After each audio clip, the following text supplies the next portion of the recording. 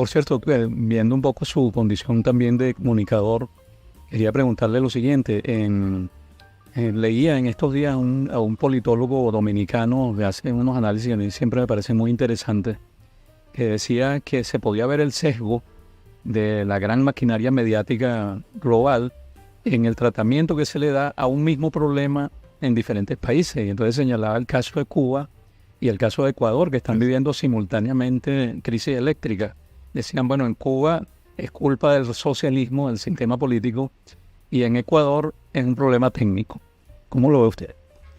Mira, estamos ya acostumbrados a ver realmente todas estas campañas de difamación contra Cuba. De hecho, es uno de los componentes de la política y de la guerra que Estados Unidos desarrolla contra Cuba. El sistema eléctrico nacional cubano es un sistema robusto. Cuba producía alrededor de 7.000 megas hace algunos años, hasta el año 19. Producto de todo ese recrudecimiento brutal de las sanciones, el bloqueo a Cuba, empezó a afectar de manera sensible el mantenimiento de las centrales termoeléctricas, que ya fueron construidas hace bastantes años y requieren, por supuesto, no solamente mantenimiento normal, sino requieren inversión. Y sumado a ello, una parte importante de la generación eléctrica en Cuba es a través de la generación distribuida. Quiere decir que se hace mediante generadores que consumen diésel o consumen fuel, requieren combustible.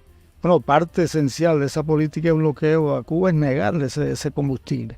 Muy difícil lograr realmente suministradores para el combustible que es necesario.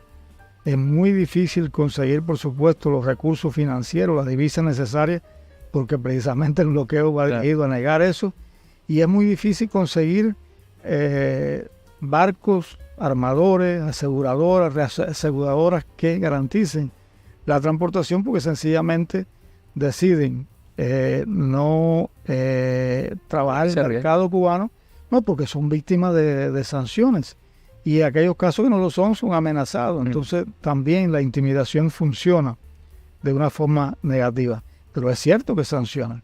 En los últimos años, más de 50 buques han sido sancionados, lo cual indica que no es solamente una amenaza, sino que en la práctica tiene una consecuencia negativa para esta compañía. Entonces, esa conjunción de factores hace que sea muy difícil realmente mantener. Pero yo creo que lo importante, a diferencia de otros lugares, es que la vocación de servir al pueblo, del ser humano, la persona en el centro de la atención de un gobierno, hace que de esos pocos recursos que hay, el servicio eléctrico fundamentalmente va dirigido al sector residencial. Laiguana.tv. La verdad hecha tendencia.